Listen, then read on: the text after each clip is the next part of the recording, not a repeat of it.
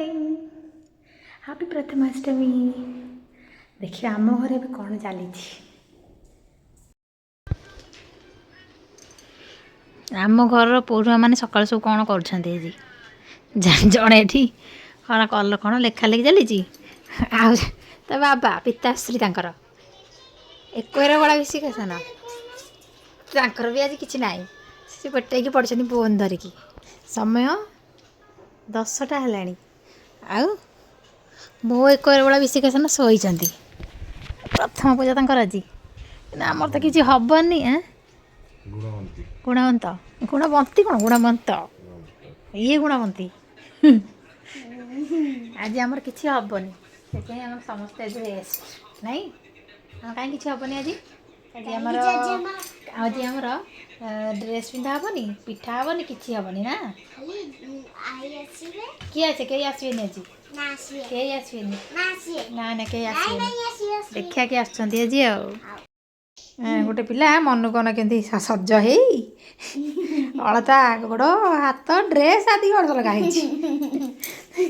ମୁଣ୍ଡ କୁଣ୍ଡେଇ ଲିପଷ୍ଟିକ୍ ଲଗେଇ ଆମର ଆଜି ନୂଆ ପିନ୍ଧା ହବନି, ପୂଜା ତ ହବନି। ମନେ କରିଛି ମନକୁ ମନ ତା ସେ ସଜବାଜ ଚଲେଇଛି। ଆଉ ମନ ବୁଝଉଛି ସଜ ହେଇକି। ଆଉ ଫାଇନାଲି ମୋ ଛୁଆମାନଙ୍କର ମୋର ଅପେକ୍ଷାର ଅନ୍ତ ଘଟିଲା। ଆଉ ମୋ ବାବା ମାମା ଆସିକି ପହଞ୍ଚିଗଲେ। ଯେହେତୁ ଆମର କିଛି ହେଉନି, ତାର ଗୋଟେ ବି କାରଣ ଅଛି ଯେଉଁଟାକି ମୁଁ ଆପଣମାନଙ୍କ ସେୟାର କରିନି ଆଜି ପର୍ଯ୍ୟନ୍ତ।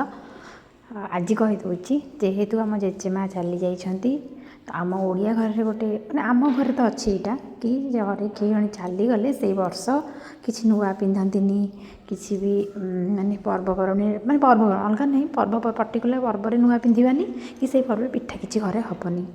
ଆଉ ଯେହେତୁ ଅଷ୍ଟମୀଟା ମୋ ଛୁଆ ନୂଆ ସିନା ପିନ୍ଧିବେନି କିନ୍ତୁ ପିଠା ତ ଖାଇପାରିବେ, ଆଉ ଘରେ ତ ବନେଇବୁନି। ସେଥିପାଇଁ ମୋ ବାପା ମାଆଙ୍କ ମନ କ'ଣ ବୁଝିବ। ସେଥିପାଇଁ ସେ ନେଇକି ଚାଲି ଆସିଛନ୍ତି ପିଠା।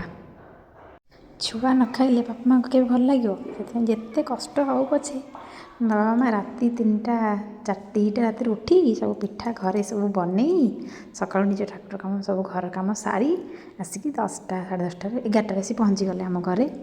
ଆମେ ସବୁ ଖାଇବୁ ପିଠା ବୋଲି। ତ ସେଠି ଏଇସବୁ ପିଠା ମାମା ବନେଇକି ଆଣିଛି ଆମ ପାଇଁ।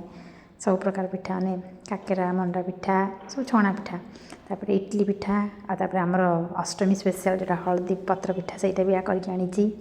ତ ଏତେ ସାରା ପିଠା ମୋ ମାମା ଉଠିକି ସବୁ ଆମ ପାଇଁ ବନେଇକି ନେଇକି ଆସିଛି। ଯେହେତୁ ଆମ ଘରେ କିଛି ପିଠା ଏବେ ହେଉନି, ଆଉ ସେଥିପାଇଁ ବହୁତ ପିଠା ତ ହେଉନି। ମୋ ପୁଅର ଏଇଟା ଫାଷ୍ଟ ଅଷ୍ଟମୀ ଥିଲା, ସେ ପୂଜା ହେଇଥାନ୍ତା। ମୋ ପୁଅ ବି ପୂଜା ହେଇପାରିଲାନି। ଆଉ ଏ ବାପ ଛୁଆ ଆମେ ସମସ୍ତେ ବି ନୂଆ ବଡ଼ ସହଜ ପିନ୍ଧିଥାନ୍ତୁ ନୂଆ, କିନ୍ତୁ କ'ଣ କରିବା, ଯେହେତୁ ଆମ ଜେଜେମା ଆମର ଚାଲିଯାଇଛନ୍ତି ସେଥିପାଇଁ ପିନ୍ଧିବୁନି ଆମେ।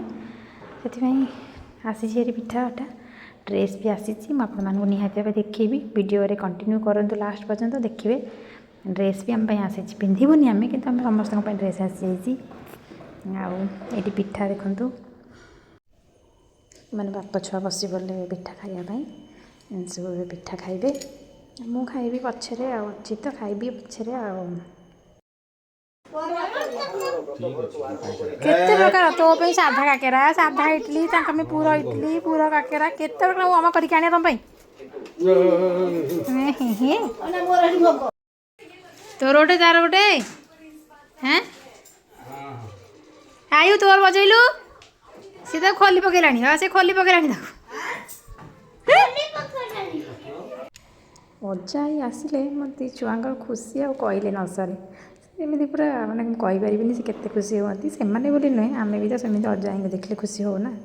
ଅଜା ଆଈଙ୍କ ପାଖରେ ସମସ୍ତଙ୍କର ସେମିତି ଗୋଟେ ଲଗାବ ରହିଥାଏ, ସମସ୍ତଙ୍କର। ଏତିକି ମୁଁ ବି ଜାଣିଛି। ଆଉ ଏଇଠି ମାଛ ବି ଆସିଛି ଆମମାନଙ୍କ ପାଇଁ। ଖାଲି ପିଠା ନୁହେଁ, ବାବା ଆସିବେ ସବୁ ଜିନିଷ ନେଇକି ଆସିଥିବେ। ମୁଁ ଦେଖେଇବି ଆଗକୁ, ଆପଣ ଦେଖନ୍ତୁ କ'ଣ ସବୁ ଆସିଛି ଆମ ପାଇଁ। ଏଇଟା ହେଲା ମାଛ, ଆମ ନଦୀରୁ ମାଛ ଆସିଛି। ବାବା ନେଇକି ଆସିଛନ୍ତି, ସମସ୍ତେ ଖାଇବେ ବୋଲି ମାଛ ନେଇକି ଆସିଛନ୍ତି। ଦେଖନ୍ତୁ ଆଉ ମୋ ପୁଅ ପୁରା ମାଛ ଦେଖିକି ପୁରା ଖୁସି। ମୋ ପୁଅ ଝିଅ ତ ଏମିତିରେ ବି ପୁରା ନନଭେଜ୍ ପାଇଁ ପାଗଳ। ଆଇଁଷ ଦେଖିକି ସେ ଆହୁରି ବହୁତ ଖୁସି ମାଛ ଦେଖିକି।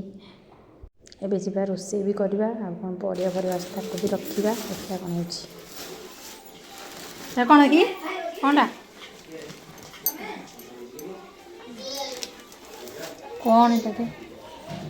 ହଁ ମିକ୍ସଚରଟା।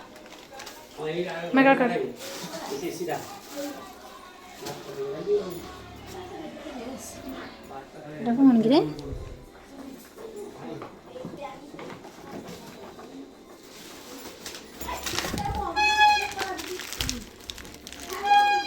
ସବୁ ଧରିକି ଆସିଥିବ, ଯୋଉଠି ଯାହା ତା ପାଖେ ଥିବ ସବୁ ଧରିକି ପଳେଇ ଆସିଥିବ ମୋ ଛୁଆଙ୍କ ପାଇଁ, ମୋ ପାଇଁ। କେତେ କ'ଣ ଆଣିଛି, ଭଣ୍ଡା, କୋବି, ଏଇଟା ଗୋଟେ କ'ଣ ଆଣିଛି, ଏଇଟା ପଇଡ଼ ଆଣିଛି କଳସରେ ବସେଇବାକୁ। ହଁ ହେଇଠି ଆସିଛି। ଏଇରେ ମଟର, ଗ୍ରୀନ୍ ମଟର ମୁଁ ଆଣିଛି। ହଉ ପରିବା ସବୁ ବାହାର କରିଦେ, ସବୁ ପରିବା କାହିଁ ବାହାର କରିଦେ। ସବୁ ଆସିଛି ଏଠି, ବାଇଗଣ, କଲରା, ପୋଟଳ, ଆଳୁ, ଗାଜର, ବିନ୍ସ, ପିଆଜ, ସାରୁ, ସବୁ କ୍ୟାପ୍ସିକମ୍, ଲେମ୍ବୁ, ସେଇଟା କ'ଣ ଟମାଟୋ ନା କ'ଣ ବୋଧେ, ଏଇଟା କ'ଣ ଦେଖିଲୁ, ଏଇଟା କ'ଣ କିରେ, ଏଇଟା କ'ଣ ଶାଗ, କାଲି ପାଇଁ, କାଲି ପାଇଁ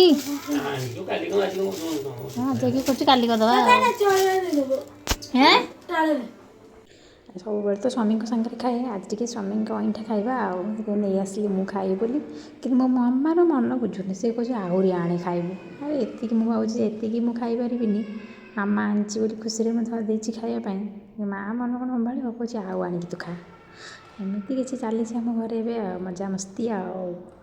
ଆଉ ମୋ ଝିଅ ଏଠି ତାର ତା ଆଈ ସାଙ୍ଗରେ ଖେଳରେ ବ୍ୟସ୍ତ, ତା ଆଈ ଖେଳିନା ତା ପାଇଁ ଆଣିଥିଲା। ଏଠି ମାମା ଚାଲି ଆସିଲା ଆମର ମାଛ ଭାଜିବା ପାଇଁ। ମାମା ଆସିବ ମାନେ ସେ ମୋତେ ହେଲ୍ପ ନ କରି ସେ ରହିପାରିବନି। ସବୁବେଳେ ସେ ଯେତେ ହାଲିଆ ହେଇଥାଉ ପଛେ, କିନ୍ତୁ ମୋତେ ଟିକେ ସେ ହେଲ୍ପ କରିଦେବ ନିହାତି। ସେ ତାର ମାଛ ଭାଜି ଦେଇକି ପଳେଇଲା, ଆଉ ମୁଁ ଏଠି ଚାଲିଲି ମୋର ମାଛ ତରକାରୀ କରିବା ପାଇଁ। ସମସ୍ତେ ଖାଇବେ, ମୁଁ ଏଠି ଆପଣମାନଙ୍କୁ ଦେଖାଉଛି, ଟିକେ ଖୁସିରେ ଦେଖାଇ ଦେଉଛି ଆଉ। ମାଛ ତରକାରୀ, ମାଛ ଭଜା, ଏସବୁ ଖାଇବୁ, ଚାଲିଛି ମାଛର ପ୍ରିପାରେସନ୍ ଚାଲିଛି ତରକାରୀ ପାଇଁ। ସମସ୍ତେ ଟାଇମ୍ ବି ହେଇଗଲାଣି, ଖାଇବା ଟାଇମ୍। ଏମିତି କିଛି ଚାଲିବ। ତାପରେ ଏଇଠି ଆମେ ବସି ଖାଇବା ପାଇଁ। ହଁ କେମିତି ହେଇଛି, ବଢ଼ିଆ ହେଇଛି। କେତେ ମାର୍କ ଦେବ, କେତେ ମାର୍କ ଦେବ? Full mark. ହଁ ହଉ ହଉ, ମୋ ଝିଅ କହିବ ନା କେମିତି ହେଇଛି, ସତ କହ। ଭଲ ହେଇଛି, ମୋ ପୁଅ କହିଦେଉଛି ଟେଷ୍ଟି ବୋଲି ଆଉ।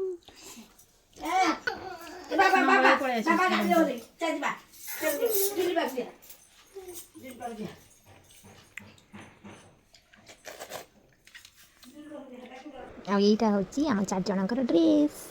ଏଇଟା ହେଉଛି ଧନିଆଙ୍କ ଡ୍ରେସ୍, ପ୍ୟାଣ୍ଟ ସାର୍ଟ, ପ୍ୟାଣ୍ଟ ଆଉ ସାର୍ଟ। ତାପରେ ମୋ ପୁଅର, ତାପରେ ମୋ ଝିଅ ପାଇଁ ବି ଆସିଛି, ଏଇଟା ମୋ ପୁଅ ଡ୍ରେସ୍ଟା।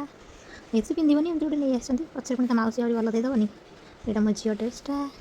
ଆଉ ତାପରେ ଲାଷ୍ଟକୁ ଆସିବ ମୋର ଶାଢ଼ୀ, ଗୋଟେ ସୁନ୍ଦର ଶାଢ଼ୀଟେ ହେଇଛି, ମାମା ଆଣିଛି ତା ଚଏସ୍ରେ। ମୋ ସାନ ଝିଅ ତ ଯାଇନଥିଲା ଘରକୁ, ସେ ବି ଭୁବନେଶ୍ୱର ଯେତେବେଳେ ଦିଏ, ସେ ତ ଦେଇନି, ମାମା ତା ଚଏସ୍ରେ ଆସିକି କିଣିକି ନେଇକି ଆସିଛି। ଥ୍ୟାଙ୍କ ୟୁ ମାମା। ଭିଡ଼ିଓଟିକୁ ନିଶ୍ଚୟ ଶେଷ ପର୍ଯ୍ୟନ୍ତ ଦେଖିବେ, ଆଉ କେମିତି ଲାଗିଲା କମେଣ୍ଟରେ ନିଶ୍ଚିନ୍ତ ଜଣାଇବେ। ଆଶା କରୁଛି ଆପଣମାନଙ୍କୁ ନିହାତି ଭଲ ଲାଗିଥିବ। ପୁଣି ଦେଖାହେବ ଆଉ ଗୋଟେ ଭିଡ଼ିଓରେ, ସେଇ ପର୍ଯ୍ୟନ୍ତ ରହିଲି, ବାଏ ବାଏ, ଜୟ ଜଗନ୍ନାଥ।